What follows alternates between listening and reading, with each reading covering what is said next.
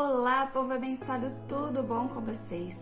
Hoje eu vim compartilhar uma palavra com vocês, que se encontra lá na primeira epístola de João, no capítulo 4, e nós vamos ler a partir do verso 4, e diz assim, Filhinhos, sois de Deus e já os tende vencido, porque maior é o que está em vós do que o que está no mundo. Do mundo são, por isso falam do mundo, e o mundo os ouve.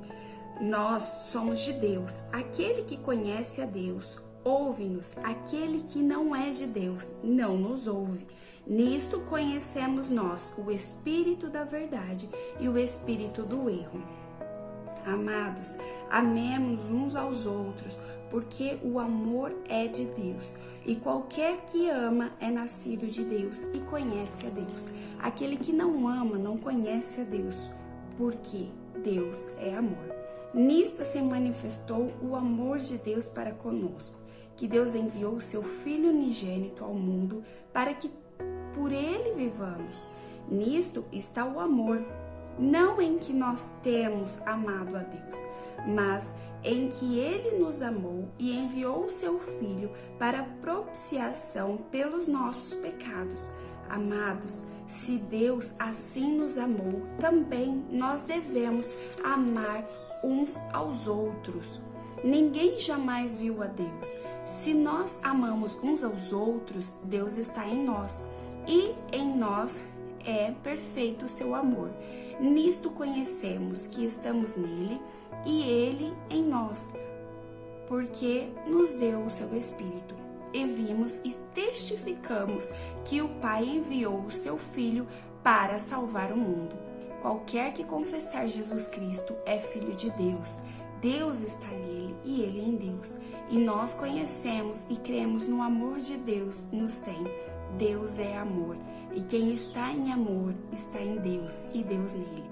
Nisto é perfeito o amor para conosco, para que no dia do juízo tenhamos confiança, porque ele é. Somos nós também neste mundo. No amor não há temor. Antes, o amor perfeito lança fora todo o medo, todo o temor, porque o temor tem consigo a pena, e o que teme não é perfeito em amor. Nós o amamos porque ele nos amou primeiro. Se alguém diz, eu amo a Deus e aborrece o seu irmão, é mentiroso, pois quem não ama seu irmão, a qual viu, como pode amar a Deus, a quem não viu? E dele temos este mandamento, que quem ama a Deus, ame também ao seu irmão. Nós temos vivido tempos muito difíceis e é impressionante como essa época veio marcar um período que se falava muito de empatia pelo próximo, né? É você se colocar no lugar do outro quando alguma coisa ruim acontece ou quando ele enfrenta alguma dificuldade. Então, nesse período se falou muito de empatia, principalmente na Igreja do Senhor.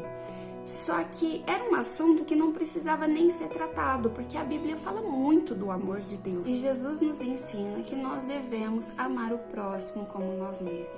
E Jesus coloca isso como um mandamento. Então, se nós amamos a Deus e nós temos convicção de tudo que o Senhor tem e preparou, que nós temos que seguir, nós temos que amar o próximo. Qual que é o papel do cristão? É amar o próximo? É amar o próximo. E como se ama o próximo? Você ajudando, você não falando mal, você clamando. É muito fácil a gente clamar por um amigo que está hospitalizado, que está entubado nesse momento, mas nós temos que clamar por aquelas pessoas que também nós não conhecemos, que estão sofrendo o mesmo mal, pessoas que estão perdendo seus familiares, que estão perdendo pessoas que amam. E empatia é a gente se colocar no lugar. Imagine se fosse você neste momento, se fosse alguém que você ama muito. Então você pode, só de pensar, você já começa a sentir aquele aperto no coração, na garganta, aquele nó, porque você sabe como é difícil a gente perder, a gente ter o nosso ente querido hospitalizado, enfrentando alguma dificuldade. E aí Esse é o papel da igreja. Nós temos que sentir a dificuldade do próximo e orar pelo próximo. E nós temos que se colocar no lugar de pessoas que nós não conhecemos. Jesus nos ensinou que nós temos que amar não somente os nossos amigos, os nossos parentes ou sangue do nosso sangue, mas nós temos que amar também até os nossos inimigos. A Bíblia fala que nós temos que amar até os que nos perseguem. Lá em Mateus 5, 43, 44, diz assim: ame os seus inimigos e orem por aqueles que te perseguem. Então, o papel da igreja é somente orar, amados. Em vários versículos da Bíblia, quando você for procurar, tá falando que nós temos que amar uns aos outros. E aquele que não ama o seu próximo, ele não ama Deus. Então, é muito sério isso. Então, nesse texto que nós lemos, o apóstolo, ele tá apresentando aqui como sendo o próprio amor em pessoa. Deus, ele é o próprio amor em pessoa. É isso que o apóstolo está querendo dizer. A Trindade Santa, ela demonstra todas as vezes por meio das Escrituras um amor incomensurável a favor dos homens. O Pai amou o mundo de uma maneira inexplicável, de uma tal maneira. O amor do Filho supera todas as dimensões imagináveis e excede toda a compreensão humana. Nós não podemos compreender que amor foi esse que levou a Jesus a pagar um preço tão alto por amor de nós. O amor do Espírito Santo, ele é tão grande por nós que ele chega a ter ciúmes, um zelo profundo. Não sou eu que digo, é a palavra de Deus. Então, de Gênesis a Apocalipse, a Bíblia relata, ela revela o grande amor de Deus para todos os homens. Então, nós podemos concluir que Deus é o próprio amor em pessoa. E Jesus Cristo é o maior de todas as revelações do amor de Deus. Ninguém em toda a história bíblica nos mostrou perfeitamente o amor. Jesus Cristo, ele não só nos mostrou o amor, mas ele falou como também ele praticou o amor. Então nós, como Igreja do Senhor, temos que praticar esse amor todos os dias. Então eu venho convidar a você neste momento que você possa pensar nas pessoas, no seu próximo, não somente aqueles que você ama, mas aqueles que você também não conhece, que você possa clamar, que você possa buscar a Deus, chorar na presença de Deus por aqueles que precisam da sua ajuda.